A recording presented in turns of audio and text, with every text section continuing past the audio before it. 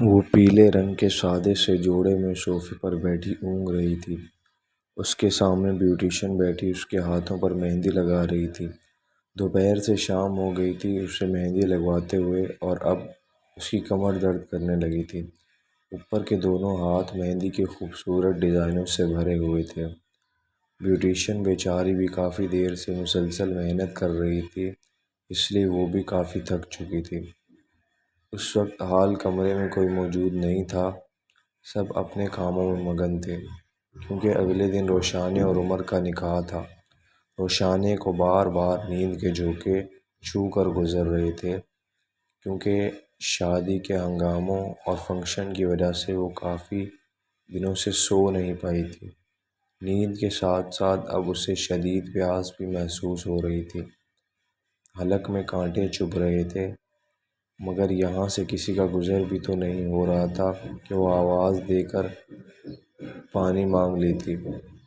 Beautician اب اس کی ہتھیلیوں پر جھکی مہندی لگا رہی تھی۔ وہ کسی کام کے سلسلے میں سیڑھیوں سے اترتا باہر جانے لگا تو روشانی کی نظر اس پر پڑی تھی۔ میڈم، آپ کے دلہا کا نام کیا ہے؟ بیوٹیشن نے سر جھکائے مصروف سے انداز میں پوچھا تھا۔ اس کی آواز قدرے ہلکی تھی، جس کی وجہ سے روشانی اس کی آواز سن نہیں سکی تھی۔ شایان۔ سیڑھیوں سے اترتے شایان پر روشانی کی نظر پڑی تو اس نے ہلکے سے ہچکچاتے ہوئے شایان کو پکارا تھا تاکہ اس سے پانی مانگ سکے۔ شایان کافی جلدی میں تھا، اس لیے اس کی آواز سنے بغیر ہی باہر نکل گیا تھا۔ شایان کو باہر جاتا دیکھ وہ منہ بسورتی صوفے سے ٹیک لگا کے آنکھیں موندے بیٹھ گئی تھی۔ تھکاوٹ کے زیر اثر وہ آنکھیں بند کرتے ہی بیٹھے بیٹھے سو گئی تھی۔ کچھ وقت سلگنے کے بعد اس کی آنکھ کھلی تو اس نے سورج سے سر جھکائے مہندی دیکھنے کے لیے اپنے ہاتھوں کی جانب دیکھا، لیکن اپنے ہاتھ پر موجود نام دیکھا تو اس کے پورے جسم میں کرنٹ کی ایک لہر دوڑ گئی تھی۔ شایان کی دلہن۔ اس کی ہتھیلی کے درمیان بڑے حرفوں میں لکھا جگمگا رہا تھا۔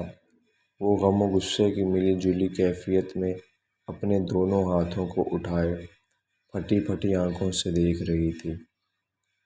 میڈم، تھوڑی دیر میں ہی کتنا گہرا رنگ آیا ہے آپ کی مہندی کا، اس کا مطلب آپ کا دلہا آپ سے بہت محبت کرتا ہے۔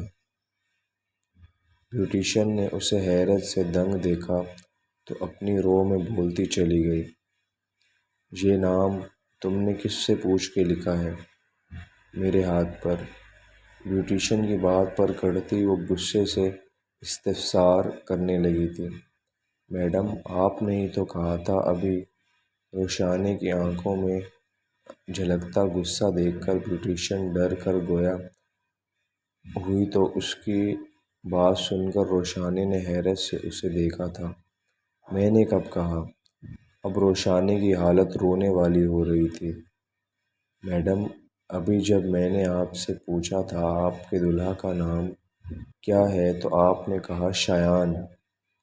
بیوٹیشن کی بات سن کر اس کے ذہن کے پردوں پر تھوڑی دیر قبل گزرنے والا لمحہ دوڑ گیا تھا۔ اس کو وہ اپنی بیوقوفی کہتی یا اس لڑکی کی، اس کو سمجھ نہیں آ رہا تھا۔ یار، میں نے تو اس سے پانی کے لیے بلایا تھا، تمہیں لگا میں اپنے دلہا کا نام بتا رہی ہوں۔ وہ غم سے اپنا سر پیٹنے لگی تھی۔ سوری میڈم، مجھ سے غلطی ہو گئی، مجھے لگا آپ نے اپنے دلہے کا نام بتا رہی ہیں۔ روشانی کی حالت دیکھ کر اب بیوٹیشن ڈرتے ڈرتے معذرت کرنے لگی تھی۔ تم معافی مانگو، اس میں تمہاری کوئی غلطی تھوڑی ہے۔ اب ایک کام کرو، تم اس کے اوپر عمر لکھ دو۔ عمر ہے میرے ہونے والے شوہر، ان سے میری شادی ہونے والی ہے۔ وہ اپنی ہتھیلی کے آگے کیے اسے سمجھانے لگی تھی۔ میڈم، اگر اس کے اوپر کچھ لکھ دیا تو سارا ہاتھ خراب ہو جائے گا۔ آپ ایک کام کریں، اس نام کے اوپر بلیچ لگا لیں، شاید صاف ہو جائے۔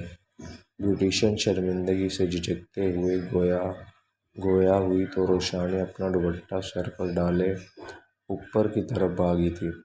اپنے کمرے میں آ کے اس نے ڈریسنگ ٹیبل سے ایک بلیچ کا بار نکالا اور اپنی ہتھیلی پر لگانے لگی۔ بلیچ ہتھیلی پر لگا کے وہ متفکر ہوتی بیڈ پر بیٹھ گئی تھی۔ کافی دیر بعد جب اسے اپنی ہتھیلی پر جلن کا احساس ہوا تو اس نے اٹھ کر بلیچ صاف کی تھی، مگر اگلے ہی پل اس کی آنکھیں استعجاب سے پھیلی تھیں۔ شایان کا نام جوں کا توں گہرے سرخ رنگوں سے پرے جگمگا رہا تھا۔ مہندی کے رنگ پر ذرا برابر بھی فرق نہیں پڑا تھا۔ وہ صدمے سے ہونٹ بھینچتی نیچے کی طرف بھاگی تھی۔ نیچے آ کے اس کی پریشانی میں مزید اضافہ ہوا تھا کیونکہ بیوٹیشین اپنے گھر جا چکی تھی۔ اس نے تعصب سے اپنی ہتھیلی کو دیکھا اور مٹھی بند کر لی۔ اسے سمجھ نہیں آ رہا تھا کہ اب وہ کیا کرے۔ عمر جب اس کا ہاتھ دیکھے گا تو وہ اسے کیا جواب دے گی؟ وہ سخت پریشان ہو گئی تھی۔ تو اگر آپ سب کو یہ ویڈیو پسند آئی تو ویڈیو کو لائک اور شیئر ضرور کر دیں، چینل کو سبسکرائب کر دیں۔